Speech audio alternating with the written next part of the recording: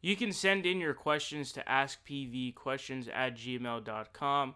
We have an interesting one here we're going to be looking at. So this one says, "Hello, I am the only liberal in a family of conservatives." That's gotta suck. "Last week, I got into an argument with one of my family members about immigration.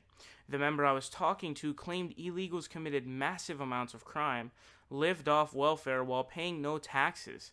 I simply Googled to see whether what they were saying was right. Obviously not, and they claimed that was all fake news, even though the answers came from pretty reliable news sources. I was just wondering how we can shut down conservatives properly when they scream fake news when the facts don't meet their wrong views."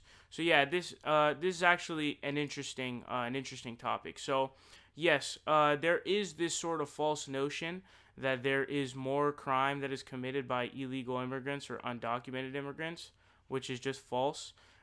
This is by the data. We have a quote here. It says, quote, "As a percentage of their respective populations, there were 56% fewer criminal convictions of illegal immigrants than of native-born Americans in Texas in 2015.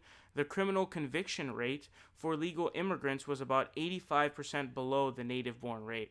So there is sort of this myth that happens. Now, personally, I have sort of a compassion for immigrants, and that's sort of where my support for them comes from.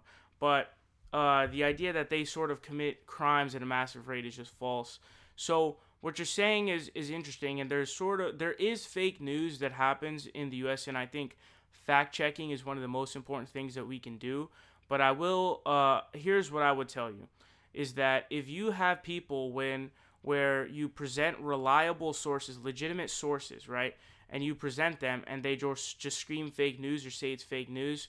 What I would probably say to you is, and this is what I would say to you is that that's probably a lost cause. Either you sort of let it go on for a while and just hope that they come around because they've just been looking at it enough, or maybe there's a straw that breaks a camel's back or something like that.